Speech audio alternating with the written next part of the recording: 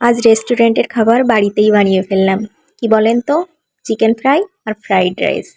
Hello everyone, কেমন আছেন সবাই? আশা করছি সবাই ভালো আছেন, সুস্থ আছেন। আমিও ভালো আছি। আমার নতুন আরেকটি ভিডিওতে আপনাদের সকলকে স্বাগতম। এই যে ছুটির দিনে বরের আবদার, সে চিকেন ফ্রাই আর ফ্রাইড রাইস খাবে। তো ভাবলাম বাড়িতেই বানিয়ে দিই, বরের আবদার না রাখলে হয়। তার জন্য রাঁধুনির যে রেডি মশলাটা পাওয়া যায় চিকেন ফ্রাইয়ের, সেই মশলাটা এনে নিয়েছি। এই মশলাটা দিয়ে মাংসটাকে ভালো করে মাখিয়ে 4 ঘন্টা আমি নর্মাল ফ্রিজে রেখে দিয়েছি।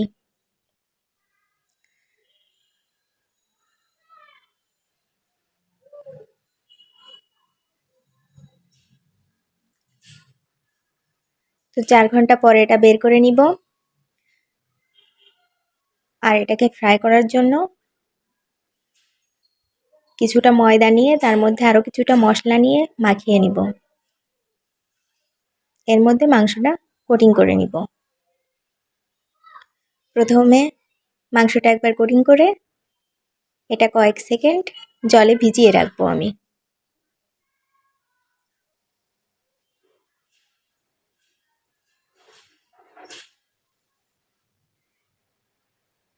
কয়েক সেকেন্ড পর এটাকে আবার কোটিং করব, করে ফ্রাই করব। আমি যেভাবে তৈরি করেছি সেটাই আপনাদের সাথে শেয়ার করলাম।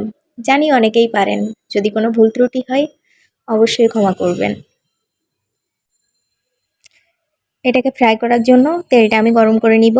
তেলটা অবশ্যই লো হিটে গরম করে নিতে হবে, আর লো হিটেই ভাজি করতে হবে যেন ভিতরে ভালো মতো সিদ্ধ হয়। তো এই যে আমার চিকেন ফ্রাই রেডি।